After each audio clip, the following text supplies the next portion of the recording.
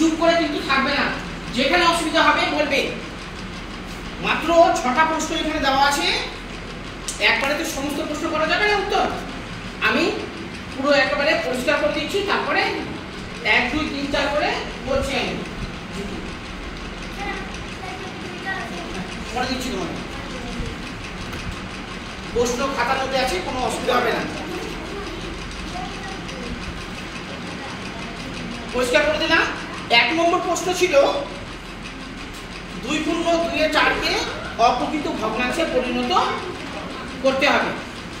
1 নম্বর প্রশ্ন 2 পূর্ণ 2 এর 4, 2 পূর্ণ 2 এর 4, এটাকে আমরা কোন ভগ্নাংশ বলবো? এটা মিশ্র ভগ্নাংশ। অপ্রকৃত ভগ্নাংশ হচ্ছে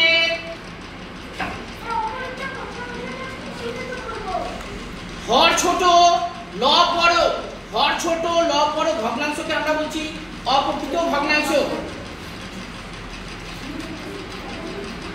নয় হতে পারতো, দেখো এখানে লব ছোট হর বড়, হর বড় হতে গেলে সেটা হচ্ছে প্রকৃত ভগ্নাংশ, এখানে লব বড় হর ছোট, এটা হচ্ছে অপ্রকৃত ভগ্নাংশ। এটা হচ্ছে আমাদের মিশ্র ভগ্নাংশ। এই মিশ্র ভগ্নাংশটাকে আমরা কিসে পরিণত করব? অপ্রকৃত ভগ্নাংশে পরিণত করব।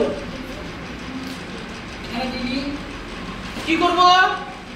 4 দুগুণে 8, আর উপরেরটার সাথে কি করব? যোগ, অর্থাৎ 10। 4 দুগুণে 8, 8 পেয়েছি, 8 আর দিকে 10, 10।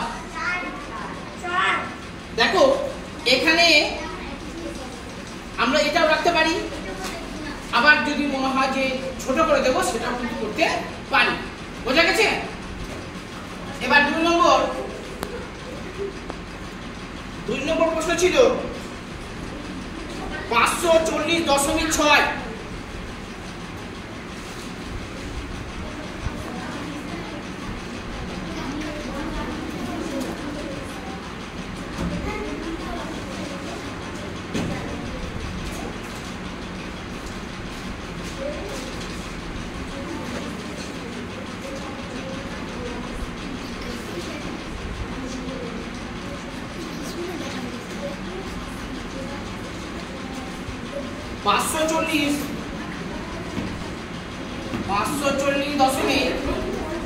টাকা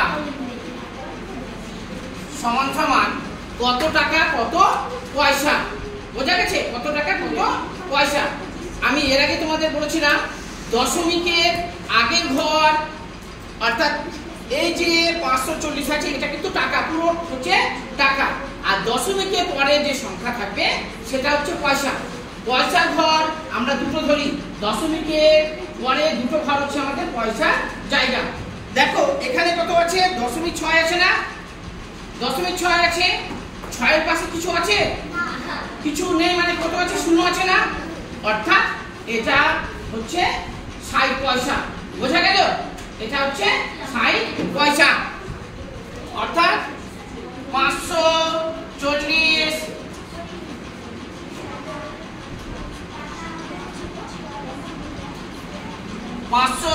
টাকা। 540 টাকা কত পয়সা? 60 পয়সা। বোঝা গেছে বাবা? তোমাদের মধ্যে বেশিরভাগই লিখেছে 6 পয়সা। 6 পয়সা হচ্ছে 0.06, এটা কিন্তু টাকা, ঠিক আছে? যেহেতু দশমিক আছে অর্থাৎ টাকা, এটা সমান সমান 6 পয়সা। বোঝা গেছে বাবা? এটা সমান হচ্ছে 6 পয়সা।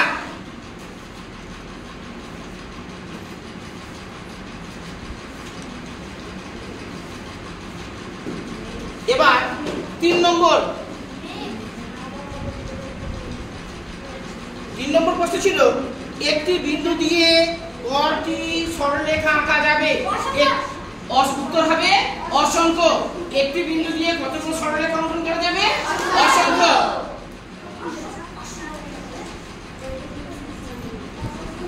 একটি বিন্দু দিয়ে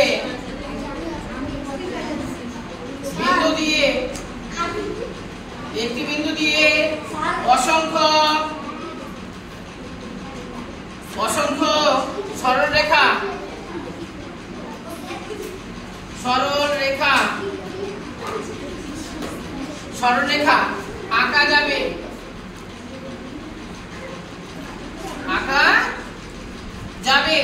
বোঝা গেছে? একটি বিন্দু দিয়ে একটা সরলরেখা নয়, অনেকগুলো যদি তোমরা দেখো,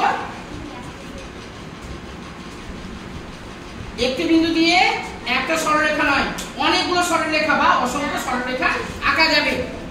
স্যার পয়সা হচ্ছে 29 দিয়ে আছে 15 পয়সা, হ্যাঁ স্যার তখন দিয়েছেন এখন বলছেন। ঠিক আছে, দেখো এই তিনটা প্রশ্নের মধ্যে যে বললাম ব্ল্যাকবোর্ডে, ব্ল্যাকবোর্ড তো স্মার্ট বোর্ডে, কারো বুঝতে অসুবিধা নেই তো?